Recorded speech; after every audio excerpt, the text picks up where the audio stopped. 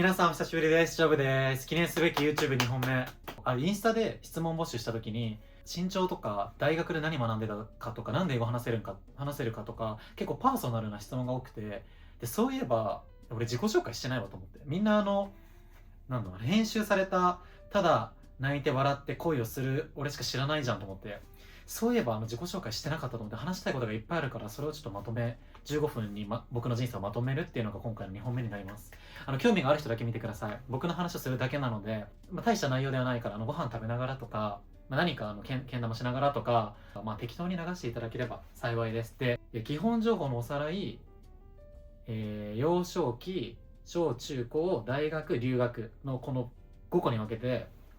僕の生い立ちの紹介と雑談を交えながら話していければなと思います。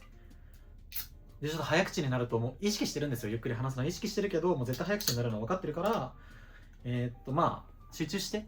聞いてください。はい。スタート。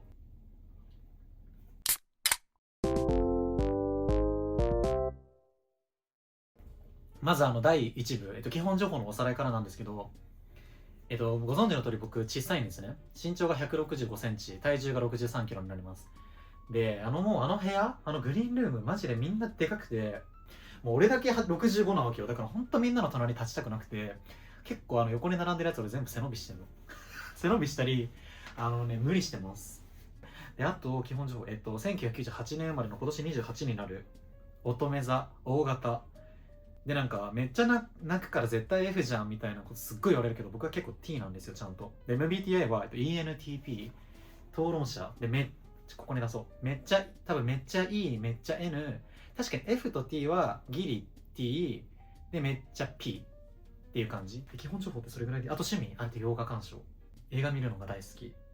で、Netflix を本当に毎日見てたから、まさか自分の顔が見れるようになるとは思ってなかった。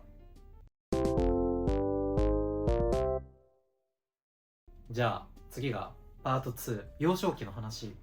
小さい頃の話全然正直覚えてないけど、でもお母さんの言うこととかめっちゃ聞いてた。明るくて元気な子っていうのが多分自分の想像でも、ちょっと全然覚えてないからお母さんに電話するわ。はいはい。お久しぶりです。カメラオンにできますか？3分ほどインタビューをさせてください。テレビの音聞こえる。もう寝ようとしてましたけどYouTube 撮ってて、ちょっと自分の生い立ちを紹介するって YouTube で幼少期の話をしたいけど全然記憶にもちろんないから、どんな子だったかを簡潔に、ちょっと話が長くなりがちなのでお伝えしていただけると。急にカメラオンできますか？難しいですかお母さん。待ってくださいね。できるかな。あれ来た。なった元気？イエーイ。もうママちょっとヘロヘロ状態ですけどごめん。やばい？びっくりです。これ使おうと思ってるけど使える？でも大丈夫？大丈夫です。いつも美しいですよ。これすごい、たまたま大丈夫です。見せなくていいです。これでも飲んでました。すごい、見せなくて大丈夫です。どんな子だったか教えて。幼稚園入る前に幼児クラブみたいなとこがあったんだけど、そこに行ってみんなで輪になって踊りましょうっていう時に、どこ見てもあれジョブがいないと思ったら、パッと見たら運動場走って逃げてる。でもそのエピソードさ伝える？多分勝負ってそうやって面白いこととかしてゲラゲラやってるけど、ニコニコしてんねんけど、たまにすごい考えてるような時が、いつもちょっと考えてるような時があったから、多分そういうことをするのも何か自分に考えがあってのことやったと思う。多分ね、ないと思う。いや、あったちょっと違うことをしてくれるからすごい面白かった。笑えた。なるほどね。楽しめた。子育てがすごく楽しめた。いいこと言おうとしてる。いいこと言おうとしてるやんな、 YouTube 用に。でも、いまだに楽しませてくれてるやん。確かにね。生粋のエンターテイナーとして、今後も生きていきます。ということで、ここら辺で、ありがとう。言いたいことありますか？みんなに、見てくれてる人に言いたいこと。もうママみたいなこんな普通の一般人の主婦になんかいろいろフォローしてくれたりとかコメントをくださる人、本当にありがとうございます。ごめんなさい。で、そういえばさ DM でさ一個来てた美の秘訣を教えてくださいって言ってみたいな。何ですか？綺麗になれっていつも言ってます。そう。ありがとうございました。さようなら。バイバーイ。切ります。じゃあ3個目、小中高の話。小学校の頃は明るかったけどマジで見た目が超陰キャで、ほんと伝説の写真がここら辺にある、今出てると思うけど、髪の毛がめっちゃ長くてね、眼鏡もかけてたから、なんかほぼおばさんみたいな感じ、見た目が。でも眼鏡に関してはほんと10個から20個ぐらい持ってて、その日の気分で眼鏡の色を使い分けるっていう、その時から多分ちょっと服とかそういう見た目は興味があったんだと思う。で中学入学時点、これもうまだこの陰気を引きずってる内股具合とか見たらわかると思うけど、でもやっぱエナメルのこの蛍光グリーンのカバンを斜めに下げてる時点でやっぱりちょっと内に秘めてる反抗心っていうのをすごい感じる写真ですよね、これ。で僕中高一貫の男子校で6年間男子校だったんですけど、中2になったタイミング、いろんなやつらに揉まれて中2になった瞬間がこちら。もう全てを解放してやれってなったのか、もうすごいことになっちゃって、もう本当に服とかも全身ピンクとか全身緑とか柄オン柄みたいな、めっちゃ派手な服毎日着てた記憶だし、なんかちょっとこういう悪いポーズ取ってみたりとか、なんかちょっと思春期ってやつですか、可愛いね、中2だからね。で高校は部活はバレー部してたけど、一応基本的に勉強してた。やっぱ大学受験があったから基本的に勉強して、でもそんなめっちゃ勉強してはなくて、受験勉強何時間毎日してましたかとか聞かれたけど、本当多分普通の人と同じ7、8時間だったかも。なんか友達とでもそのまま学校の後塾に行ってとか、なんか友達遊ぶ感覚で勉強してたっていう記憶。でも高校の時からひげ生やし始めて、なんか髪の毛伸ばしたりとかして、なんか超個性的な見た目させてたかも。待って、なんか真っ黒でちょっと色ないから、ちょっとなんかバンダナ巻くわ。でもなんかそう、男子校だったんだけど、男子校めっちゃ楽しくて、普通に未だにすっごい仲いいから全然遊ぶし、電話したりとか、結構東京に来てるから定期的に遊ぶメンバーもいるし、生まれ変わっても男子校行きたいかも。結構俺はカミングアウトしてたけど、なんかそれでマイナス的な言葉をかけられることもなければ、なんかね、全然生きやすかったんだよね。パート4、大学の話。ここ本当にもうなんか結構 DM のその質問募集した時にもうめちゃくちゃ来て、なんか失礼だったらすいません、東大出てるようには見えないんですけど本当に東大生ですかみたいな、めっちゃ失礼だよと思いながらいや分かるんだけどね、こんな見た目してるしこんな話し方だから、いやもう自分でもね自覚がない、東大を出たって自覚がないけど確か出てたはずなんだよ、記録としては残ってる、多分出てるんだけど。でその話をすると、僕は入学が理科2類っていう理系なんですよね。理系入学で、だけど僕の大学特殊で、その2年生の時に学部を決めれる制度があって、で2年の時に今までなんかずっと理系しかしてなくて、哲学とか法律、地理とか政治経済とかそういうなんか文系教科を全く学んでこなかったから、いや意外とそっち行ったら面白いんじゃないみたいな、もう興味本位で飛び込めと思って法学部に行って、最終はだから卒業は法学部、なんか理系入学の法学部卒業っていう経歴です。ただずっと理系しか勉強してこなかったから、なんだよ、理系ってさすごいさ答えを出すじゃん。こういう問いに答えなさいって、なんか答えじゃ15みたいな答えが出る勉強をずっとしてきたから、本当法学部に入ってマジで何万文字何十万文字みたいな文字をこう読まされるわけ、テスト期間に。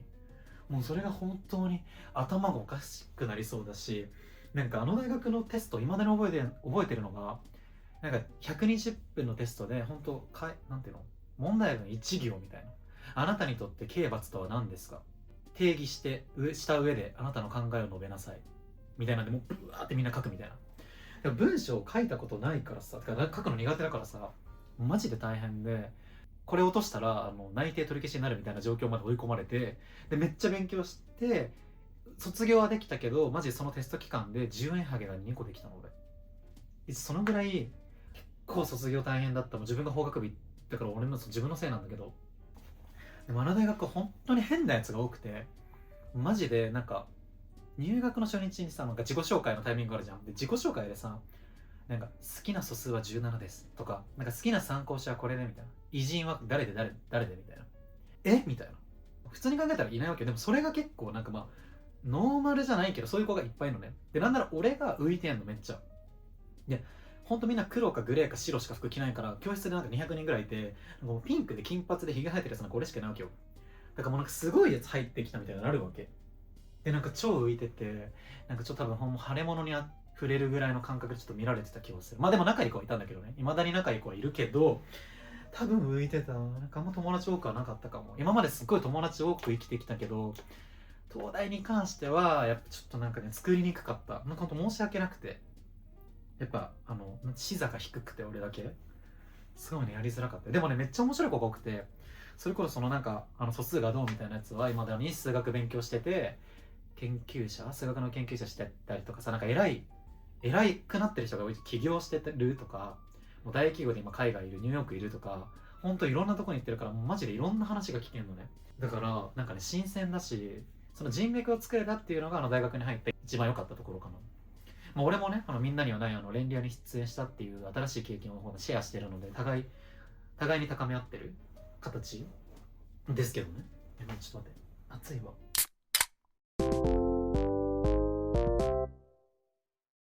じゃあ最後に5、留学の話。僕英語がまあちょっと話せるんですよ。でなんか DM とかで結構なんで英語話せるんですかみたいな、独学ですかとか聞かれるんですけど、1年間アメリカに留学してて、それこそ大学に入って2年の時に1年休学して、カリフォルニア州のサンディエゴってところに9ヶ月と、その後ニューヨークに3ヶ月いたので、計1年間アメリカに留学してました。まあ、そこである程度英語を学んだんですけど、そもそもなんか留学に行った理由としては、僕本当にもともと海外かぶれで、もう洋画とか洋ドラマが大好きすぎて、もう中学ぐらいからかな、ずっと見てた。だから英語の勉強をマジでほとんどしてなくて、で留学に行きたいって話を中学ぐらいからずっとお母さんにしてって、お母さんが、まあ、留学でもお金がかかるからなんか条件がありますみたいな、留学行ってもいいけどその代わり、東大に入ってねみたいなことを言ってきやがって、あの人が。でもこっちもさ火がつくわけよ、もう負けず嫌いだから。で一応もう入りますっていうので、もう必死で勉強して東大に入ったっていうのが、はい昔話。ルームメイトがドイツ人、フランス人、スイス人だったんだけど、まあ、未だに仲良くて、そのいろんな世界の人たちと会う視野を広げる目的で行ったから、まあもう勉強はしてなかったんだけど超楽しかった。でも未だにね留学の動画は見れない。変な動画多すぎてもうやばすぎて恥ずかしくなるので、留学中に仲良くなったもう友達とも本当にもう結託して約束してて、もう絶対に留学中の動画は見ない。でもちょっとこの話をしてるからまた後でちょっと振り返ってみて、何本か僕の留学中の動画をここにあげようかな。